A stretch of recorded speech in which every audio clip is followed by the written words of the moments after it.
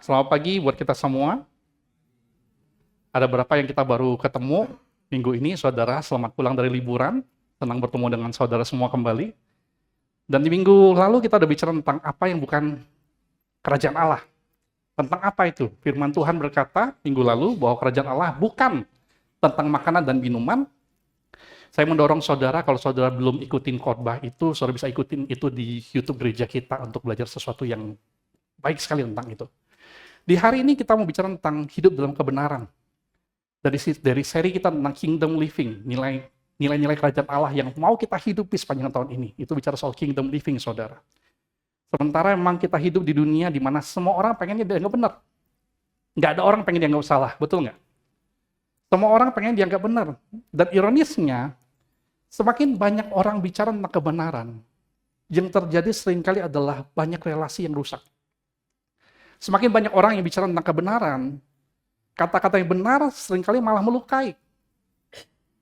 Semakin banyak orang yang merasa paling benar, seringkali malah meninggalkan luka yang dalam. Saudara, contohnya begini, saudara, bayangkan, misalkan terjadi sebuah percakapan di rumah antara suami dan istri. Seorang suami pulang dari kantor, dia bekerja dari pagi sampai ke malam. Setiap hari dia bawa bekal makanan dari istrinya masakin.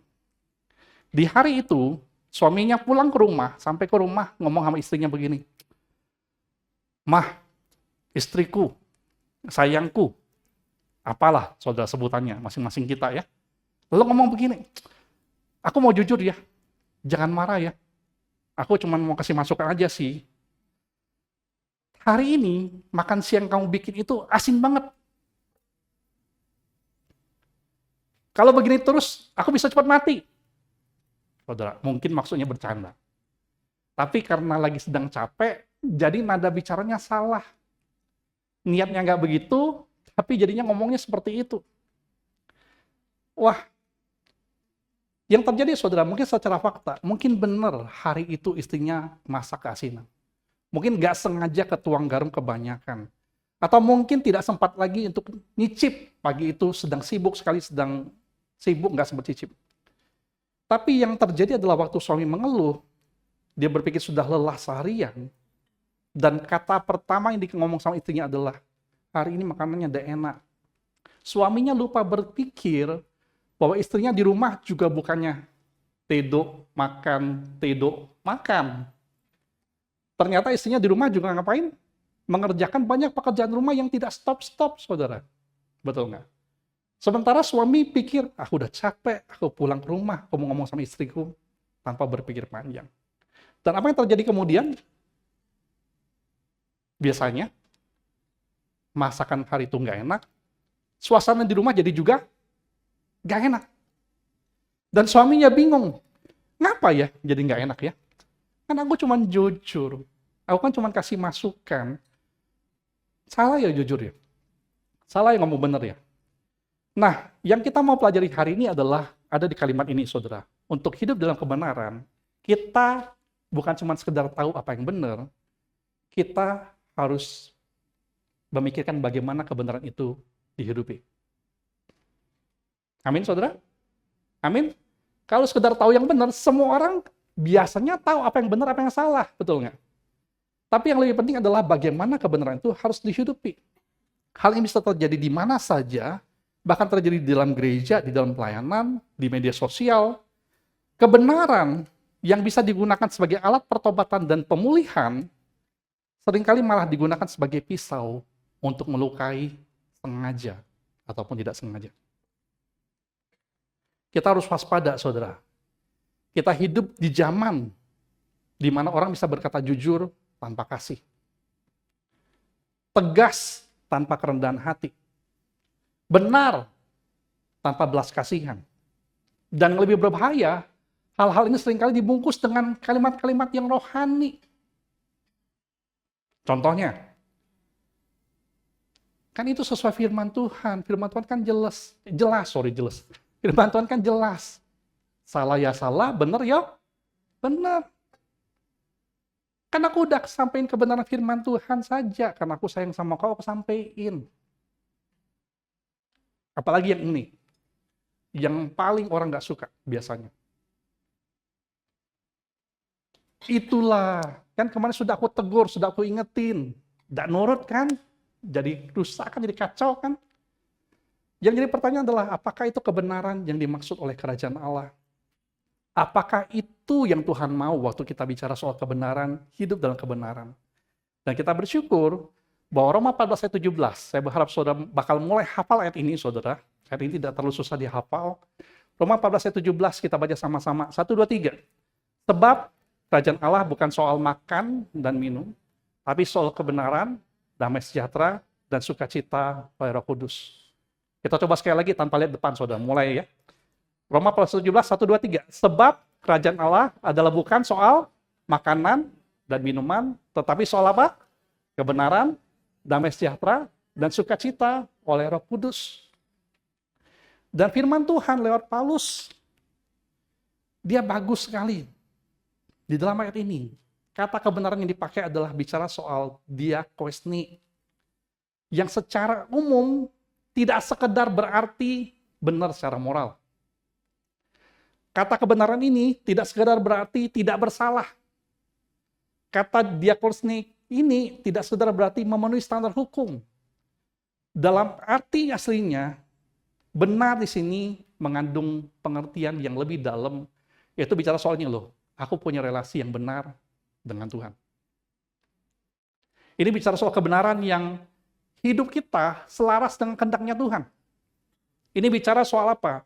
Kebenaran yang sumbernya dari Tuhan, bukan produksi manusia, bukan undang-undang, bukan undang-undang dasar, bukan KUHP, bukan itu. Tetapi kebenaran yang produksinya asalnya dari Tuhan. Firman Tuhan ini pengen menjelaskan kepada kita begini loh, kebenaran itu bukan cuma sekedar konsep, bukan cuma sekedar list berbagai aturan, apalagi kebenaran bukan sikap merasa paling benar. Ngomong dulu kanan kiri, bukan merasa paling benar. Itu yang seringkali terjadi. Dan waktu kita bicara soal hidup dalam kebenaran Allah, yang Tuhan mau begini loh. Itu bukan cuma ada di nyanyian kita, itu bukan cuma ada di pengakuan iman kita, itu bukan cuma ada dalam argumen teologi kita, itu harus nyata dalam kehidupan kita sehari-hari. Bagaimana kita itu hidup dalam kebenaran. Setidaknya, saudara, ada dua hal yang saya pengen sharingkan kepada saudara tentang ini. Apa itu hidup dalam kebenaran? Yang pertama adalah, itu harus benar dalam motivasi, bukan sekedar untuk melampiaskan emosi.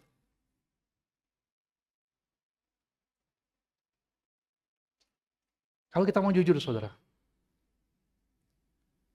ada momen-momen di mana kita mengucapkan kebenaran bukan karena kita pengen memuliakan Tuhan.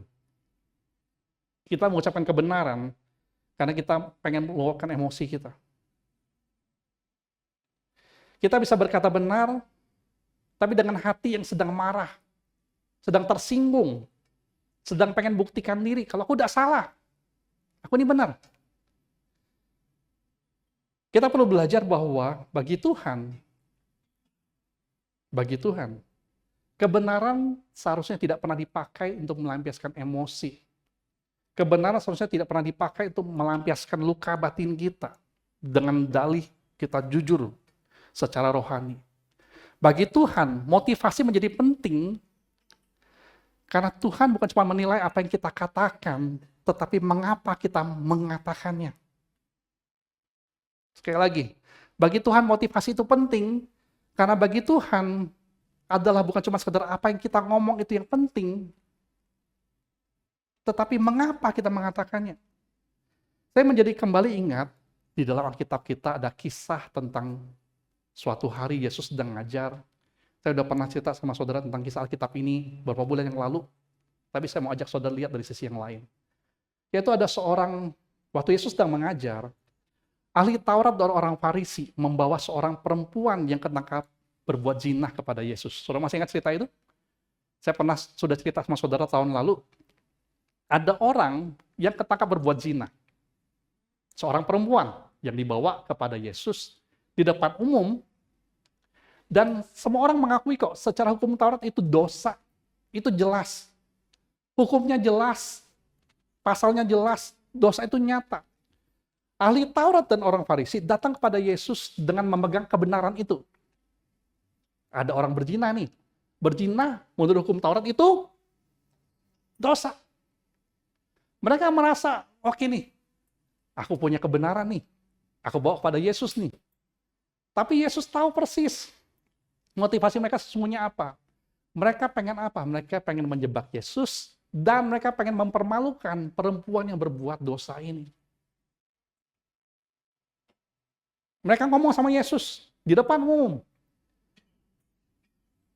Kalau Musa nih memerintahkan kita untuk melempari orang ini sampai mati pakai batu. Yesus, kamu jadi Yesusnya hari ini. Menurut kamu bagaimana? Soalnya bayangkan ini terjadi sederhananya begini. Ada orang berbuat dosa, ada orang yang merasa lebih benar, dia salah, aku punya kebenaran, lalu bawa kepada Yesus. Mereka emosional berkata, itu dosa, nggak boleh bikin dosa. Mereka sedang marah-marah, pengen hukum orang. Mereka bawa kepada Yesus. Lalu apa yang Yesus lakukan? Saudara masih ingat ceritanya?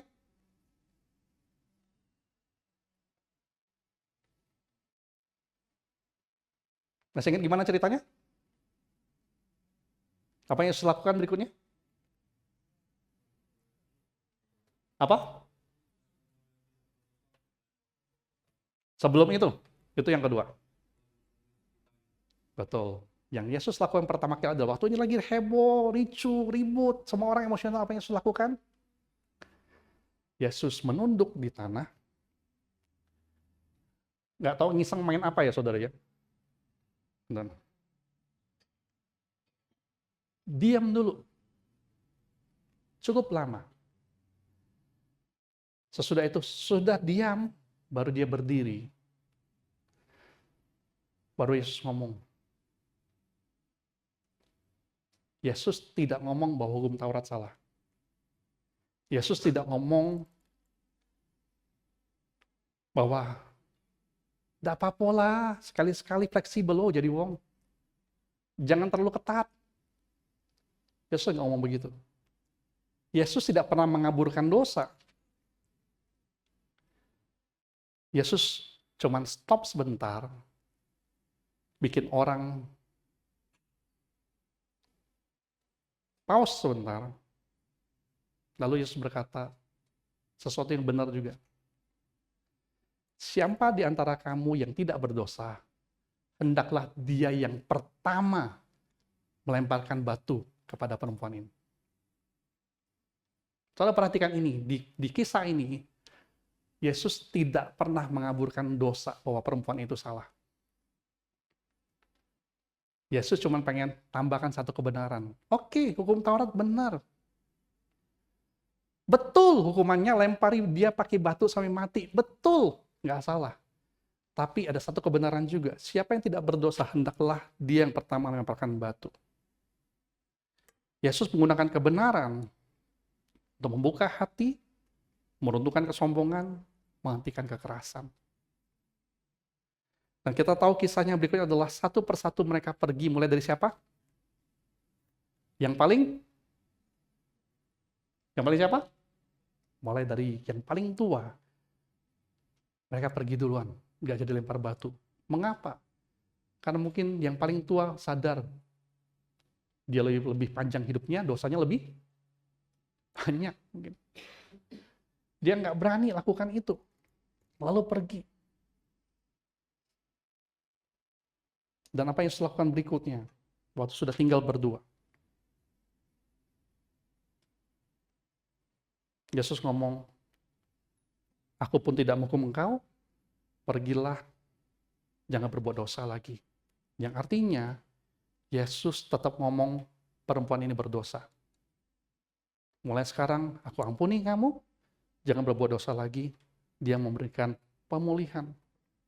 Kita perlu tahu satu saudara, kebenaran yang lahir dari Roh Kudus, yang kita punya, seharusnya selalu bertujuan membangun, bukan merusak orang lain. Bukan melukai orang. Dan saudara perlu tahu, kisah Yesus ini dengan perempuan berzina ini tidak berhenti di hari itu, saudara. Kisah ini berlanjut dalam kehidupan kita setiap hari. Kalau saudara sadar. Akan ada momen-momen dalam hidup kita ketika kita merasa kita benar. Kita punya alasan, kita punya bukti, kita bahkan punya ayat. Kita benar. Tapi bersama dengan itu, seringkali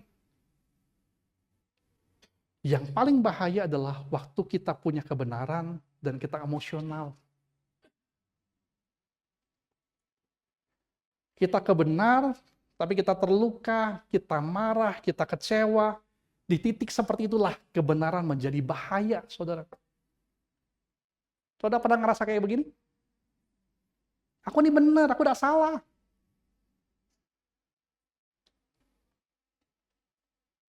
Aku ini sudah baik, kok dibegituin lagi? Saudara pernah ngerasa begini? Dan situlah kita nggak salah, tapi ada sesuatu yang bahaya. Kita benar, tapi ada satu yang bahaya, kita emosional. Dan waktu kita benar tapi emosional, dorongan yang sering muncul adalah bukan untuk memulihkan orang. Kita pengennya apa?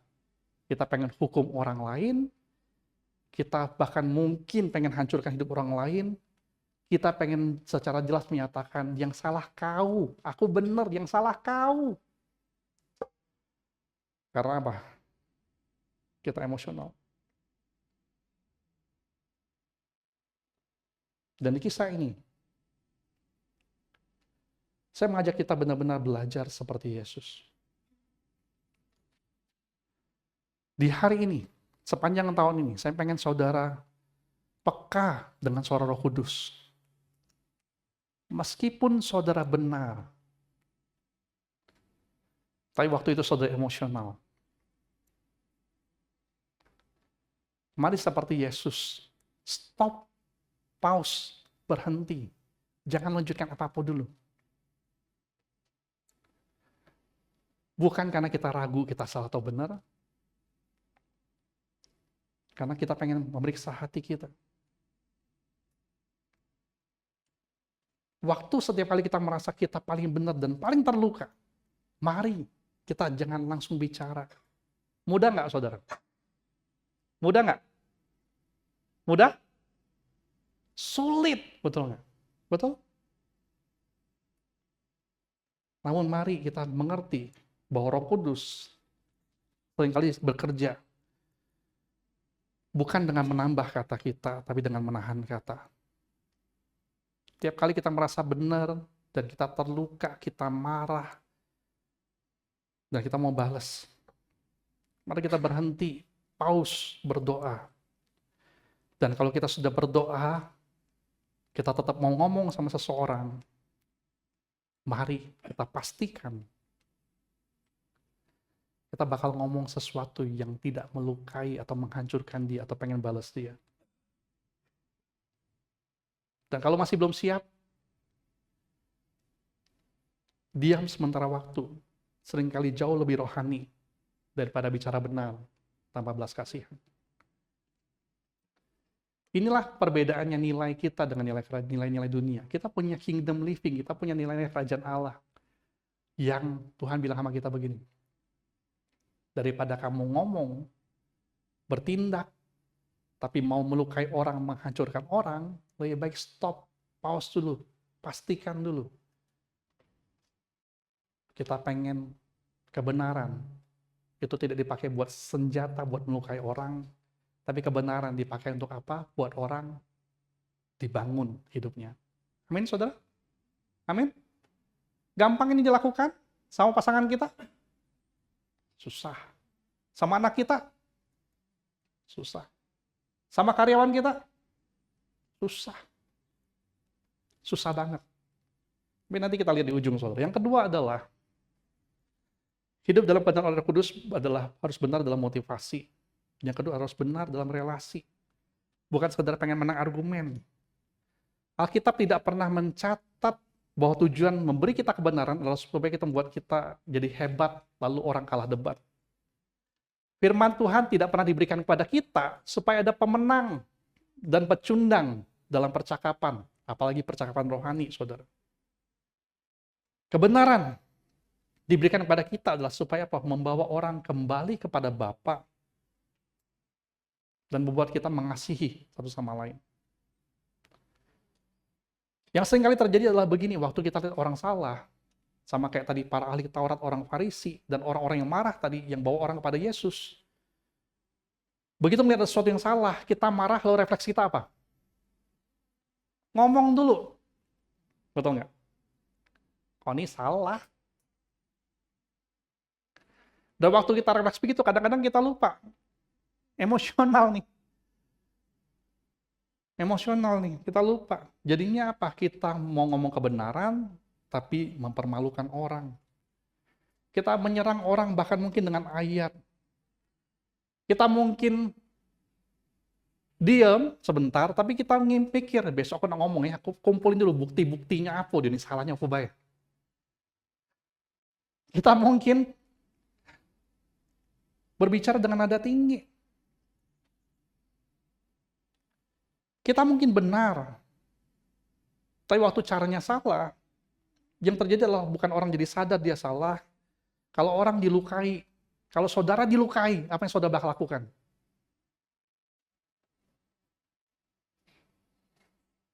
Austin, refleks kau bagus. Kalau kira-kira kau tidak salah, terus tiba-tiba kau mukul kau ngapain? Hah? Balas. Berarti kenal dulu ini. Boleh. Kalau kita tidak salah, kita ngapain? Oh, ini jadi tos gitu jadinya.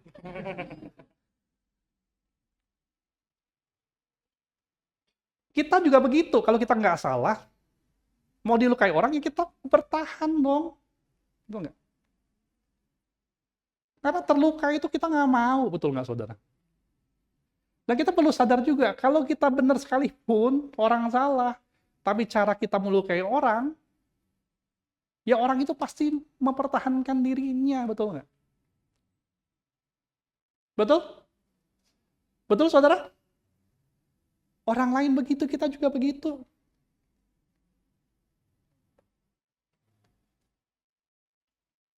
Dan relasi pada akhirnya jadi korban. Saya kasih saudara satu contoh lagi ilustrasi. Bayangkan ada percakapan lagi di rumah. Kali ini antara orang tua dengan anak remajanya. Contohnya begini saja. Orang tua melihat anak remajanya suka pulang malam. Pulang jam 10 malam. Kadang-kadang setengah 11. Ya kan? Ada anak-anak remaja yang suka pulangnya kapan? Nunggu mall tutup. Masalahnya gawat, 7 Days buka 24 jam.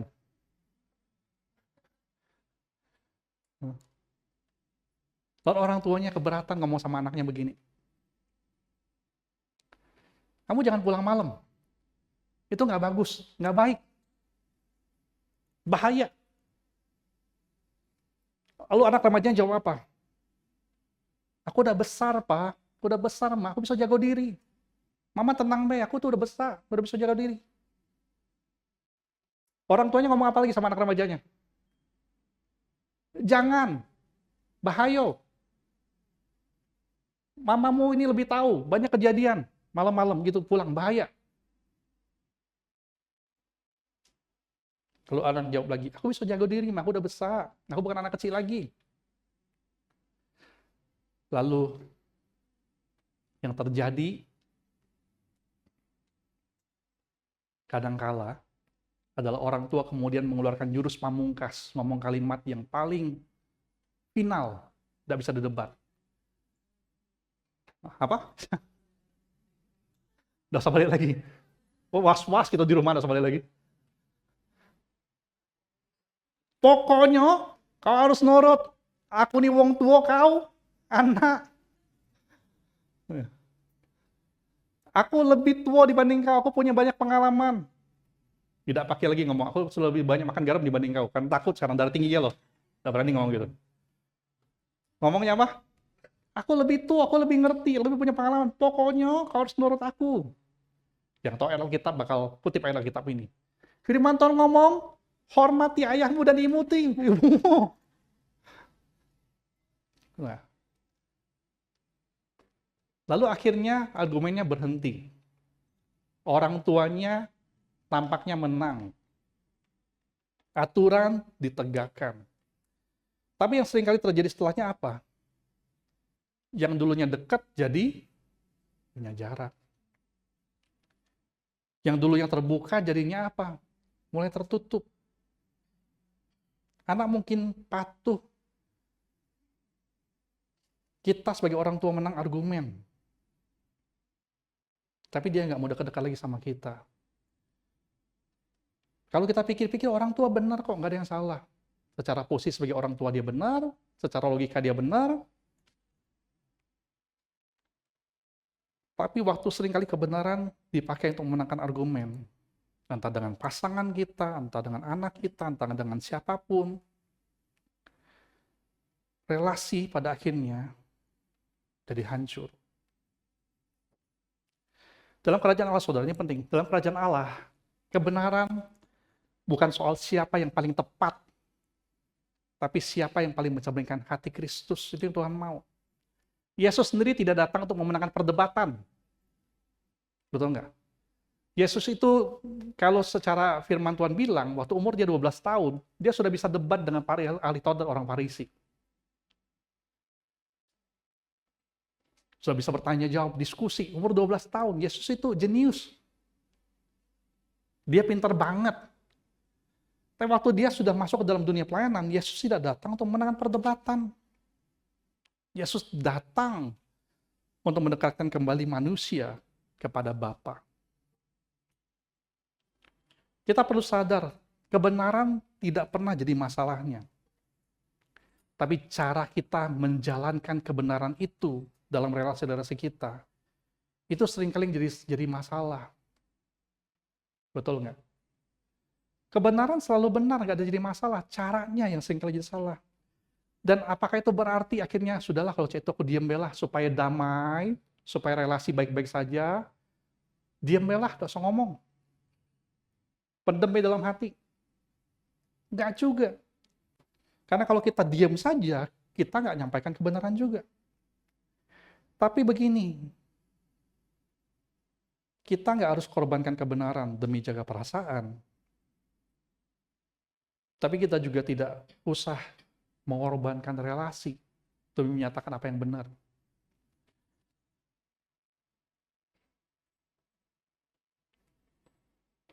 Roh Kudus selalu mau mengajak kita, waktu bicara soal kebenaran, hidupi kebenaran, itu bakal selalu bicara soal begini, bagaimana aku punya kebenaran, lalu bisa bawa orang kembali dekat dengan Bapaknya. Bagaimana kebenaran yang aku punya, itu bisa membuat orang menyadari aku mengasihi dia. Itu yang Tuhan mau kita pakai kebenaran dengan cara demikian.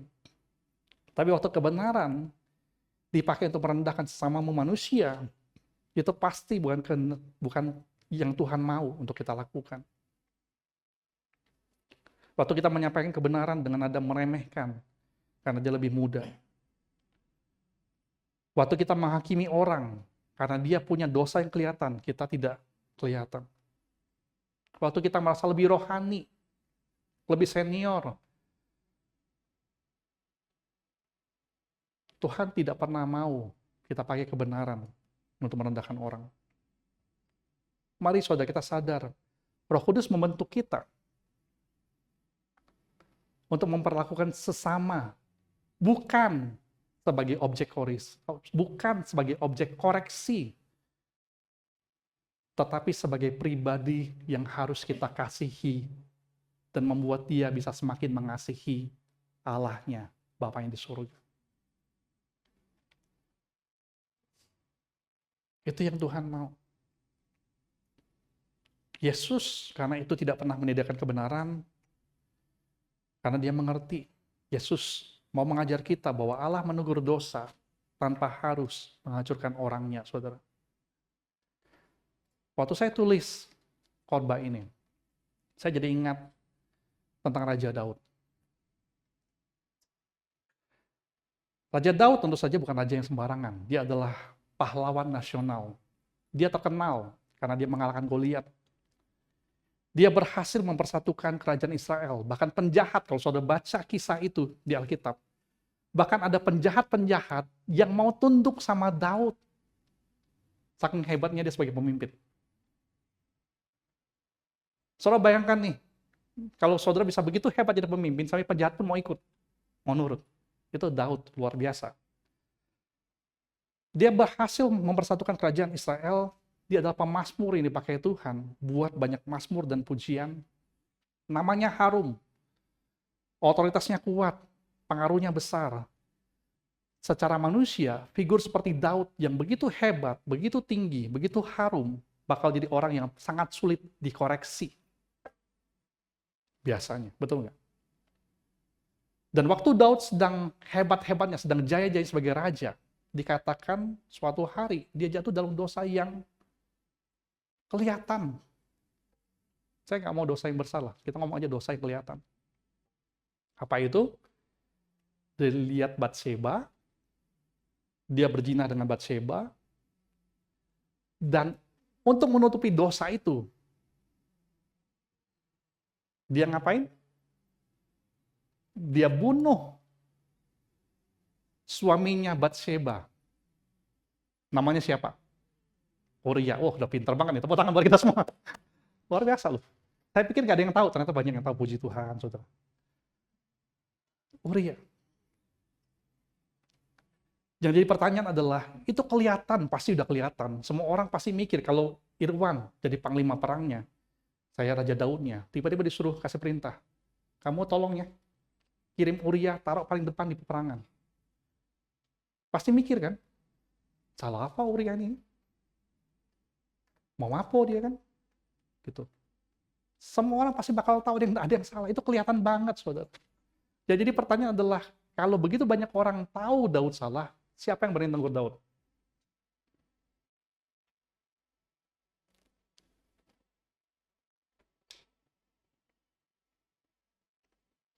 Dosanya nyata, kelihatan. Semua orang tahu kebenaran harus ditegakkan. Dia punya posisi, punya kuasa, punya reputasi, punya prestasi. Dan ini yang seringkali terjadi, saudara. Seringkali bahwa orang tidak sadar bahwa dirinya salah. Bukan karena dia jahat kok sebenarnya. Seringkali orang tidak sadar dia salah karena apa? Karena dia merasa benar. Dia ngerasa, aku harusnya aman, aku udah rajin ke gereja, aku rajin pelayanan, aku rajin baca Alkitab. Kalau dia punya posisi, punya kuasa, punya reputasi, punya prestasi, bakal sulit mungkin untuk dia sadar. Perlu ada orang yang ngomong. Dan bagaimana cara ngomongnya? Betul nggak? Alkitab beri kita contoh yang sangat indah tentang bagaimana kebenaran Tuhan disampaikan. Kita perlu perhatikan bagaimana Allah menegur Daud ini. Caranya lewat seorang nabi. Yang namanya Nabi Natan, saudara. Dan Allah tidak mengirim Nabi Natan dengan teriakan. Dengan ancaman, mempermalukannya depan umum. Tuhan mengutus Nabi Natan kepada Daud. Natan, kamu pergi kepada Daud. Ngomong sama dia kebenaran. Bawa bukan cuma perintah-perintah hukum Taurat, yang dibawa apa? Yang dibawa apa? Cerita, saudara. Saudara masih ingat itu? Dan ceritanya begini, dia ngomong sama Daud. Daud, aku kesini pengen curhat. Ada dua orang. Yang satu sangat kaya. Dia punya banyak ternak. Orang kedua sangat miskin. Dia cuma punya satu domba kecil yang dia sayang seperti anaknya sendiri. Lalu suatu waktu datanglah tamu kepada orang kaya itu.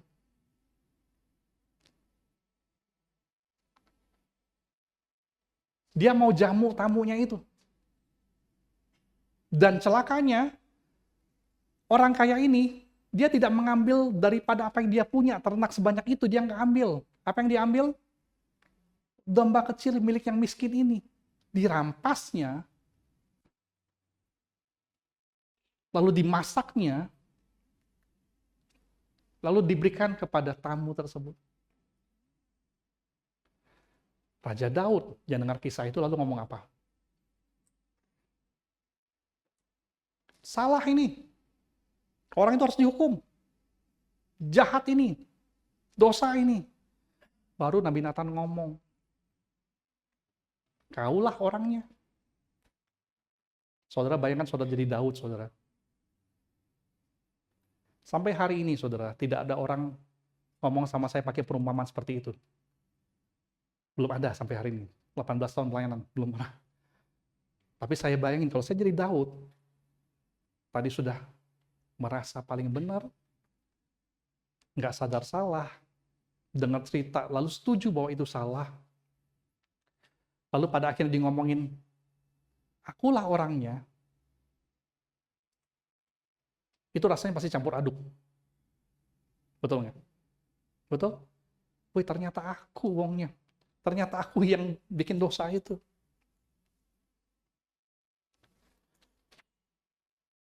Dan puji Tuhan,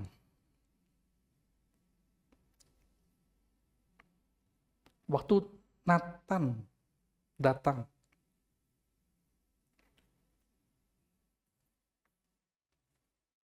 yang Nathan bisa lakukan adalah dia umumkan pada orang-orang, Daud bikin dosa besar.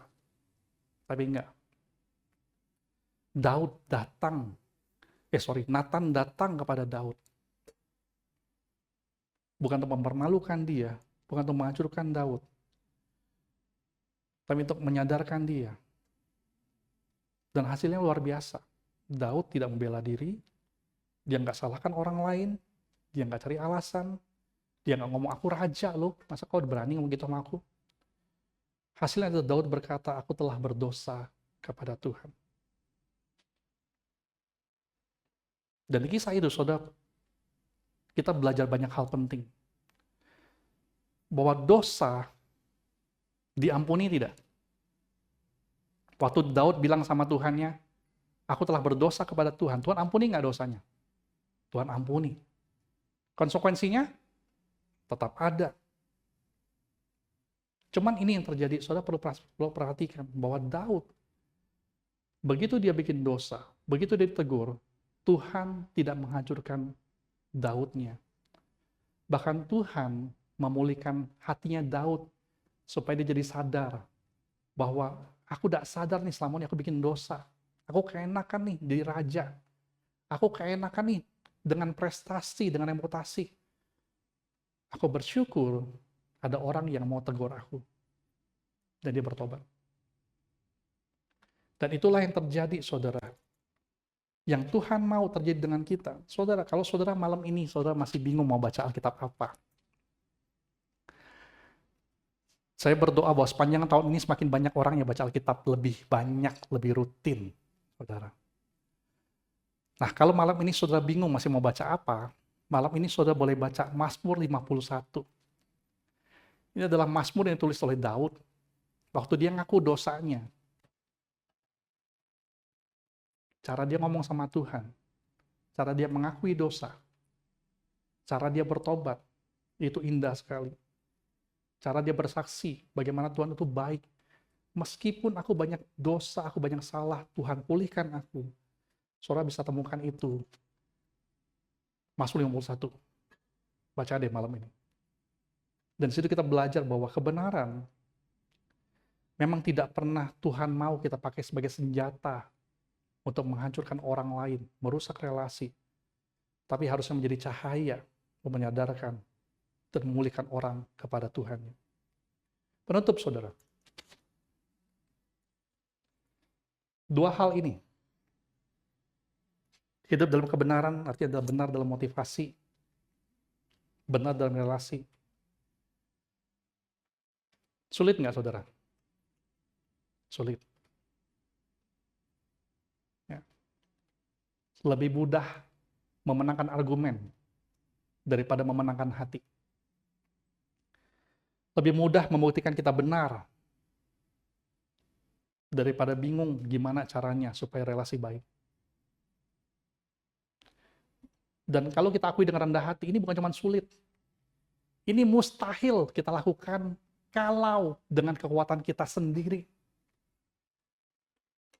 Karena natur manusia cenderung pengen apa? Bales, membela diri. Natur manusia seringkali pengen ngerasa paling benar. Kalau mengandalkan kekuatan kita sendiri, kebenaran bakal selalu jadi senjata di tangan kita. Kita bakal benar, tapi dingin.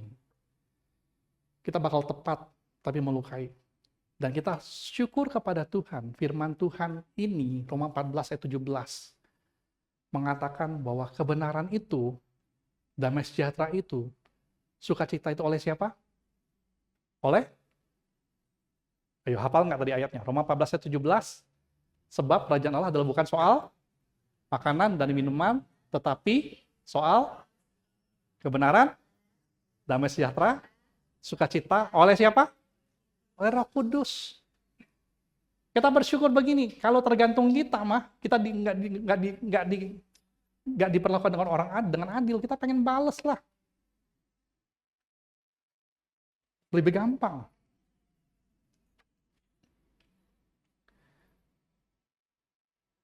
Tapi ini bukan oleh karakter kita, bukan tergantung kita dewasa atau tidak dewasa, bukan tergantung dari pengalaman rohani kita.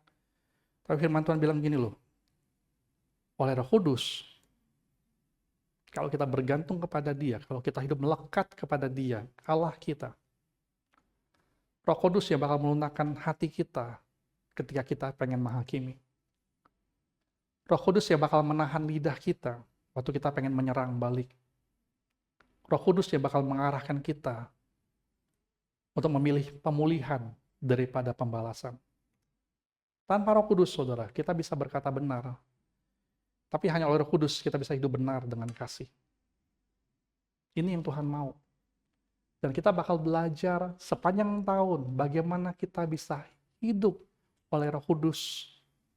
Sehingga kita bisa menikmati kebenaran, damai sejahtera, sukacita oleh Roh Kudus. Itu dimulai dengan langkah praktis. Seperti ini. Mari kita cari Tuhan tahun ini lebih banyak lagi. Mari kita ibadah tidak bolong-bolong lagi tahun ini. Mari kita doa setiap hari lebih daripada yang rutin. Doa makan, doa tidur. Lebih dari itu. Mari kita baca firman Tuhan. Nggak cuman nunggu dapat tapi kita cari. Saya berdoa, saudara, mulai hari ini, kita tidak bakal pulang dengan tekad, mulai besok, aku harus lebih benar. Mari kita tidak pulang dengan tekad itu. Mari kita pulang dengan doa, Tuhan, bentuklah aku oleh Roh-Mu.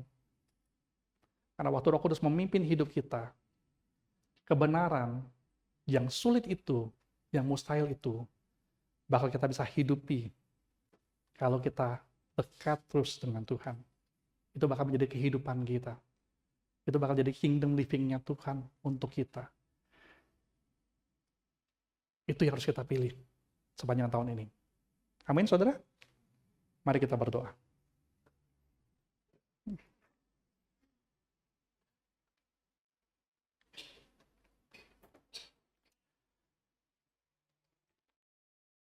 Tuhan, kami bersyukur. Kami punya Allah yang memberi kami banyak arahan, bahkan peraturan yang harus kami hidupi. Dan Engkau memberikan pada kami caranya, kemampuannya, dimampukan. Waktu kami hidup, memilih hidup dekat dengan Tuhan, dengan Roh Kudus. Biar Roh Kudus membentuk hati kami. Berbicara lebih banyak kepada kami sepanjang tahun ini. Karena kami pengen dengar. Kami pengen dilembutkan. Kami bertekad mau diarahkan.